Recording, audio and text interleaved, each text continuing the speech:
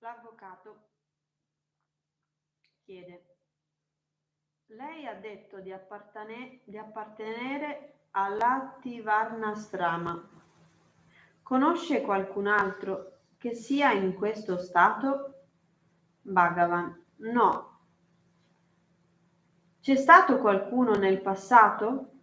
Bhagavan: Sukha, Jadabharata, saggi dell'antica India e alcuni altri.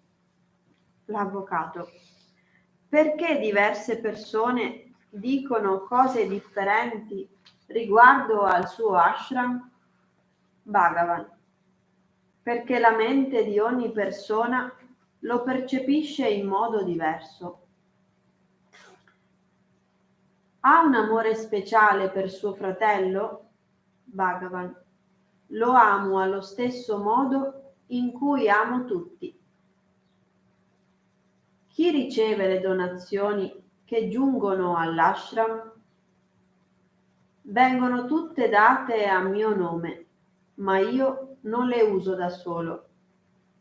Tutte le persone qui le condividono. L'avvocato: se Perumal Swami vuole risiedere ancora nell'ashram, gli sarà permesso restare? Bhagavan: se si comporterà come tutti gli altri devoti, potrà restare. Se qualcuno vuole stare nell'ashram, a chi deve chiederlo? Bhagavan: non è compito mio, devono contattare il Sarvadikari. L'avvocato: Perumal Swami è stato il manager dello Skandashram? Lo era mentre vivevo allo Skandashram, ma anche lì la sua condotta non era buona. Sprecò molto denaro. Ci furono molte altre domande, per lo più su questioni amministrative. L'avvocato che pose le domande fu inutilmente irriverente e polemico. Nel giro di poche settimane suo figlio impazzì e cominciò a vagabondare per le strade di Tiruvannamalai, portando escrementi umani nelle mani. In seguito anche l'avvocato stesso impazzì. Entrambi, lui e suo figlio, morirono poco tempo dopo. Molti devoti pensarono che questo accadde perché fu così poco rispettoso nei confronti di Bhagavan. Perumal Swami perse la causa, ma continuò la sua campagna contro l'ashram, pubblicando un libricino intitolato Ramana Maharishi Nija Svarupam, la vera natura di Ramana Maharishi.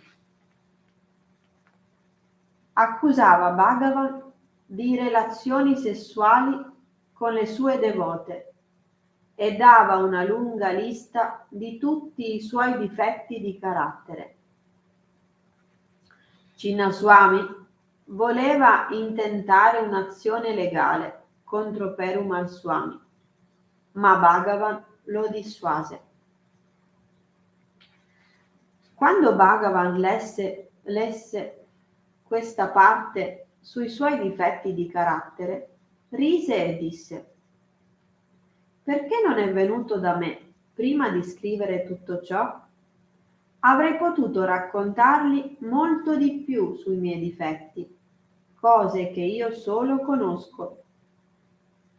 Alla fine del libro, che era piuttosto breve, c'era una nota di Perumal Swami che diceva: potrei raccontare molte altre storie sul cattivo carattere di Bhagavan, ma sfortunatamente non ho abbastanza denaro per stamparle tutte. Quando Bhagavan lesse questo, rise ancora e commentò: perché non è venuto da noi? Se gli mancava il denaro, avremmo potuto fargli una donazione.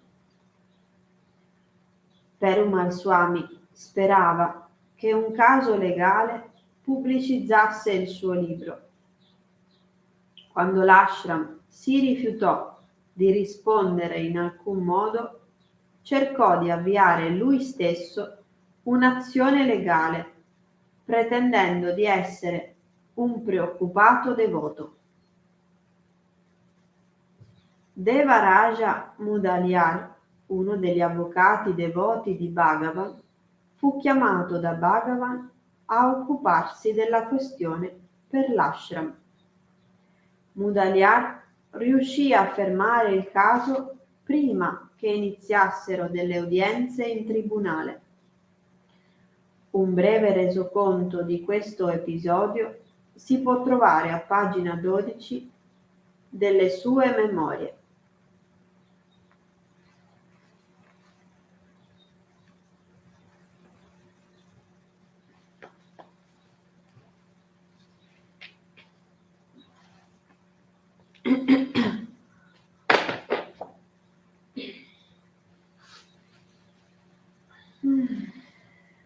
Faccio un bel respiro.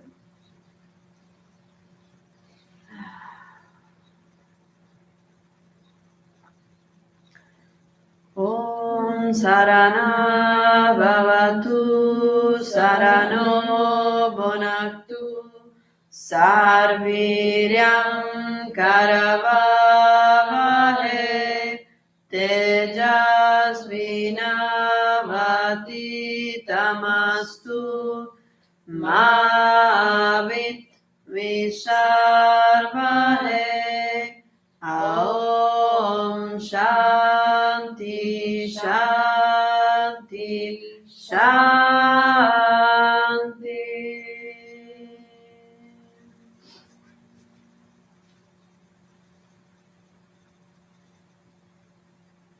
Budevi Budevam Bhojanam Prasadam. Facciamo un saluto.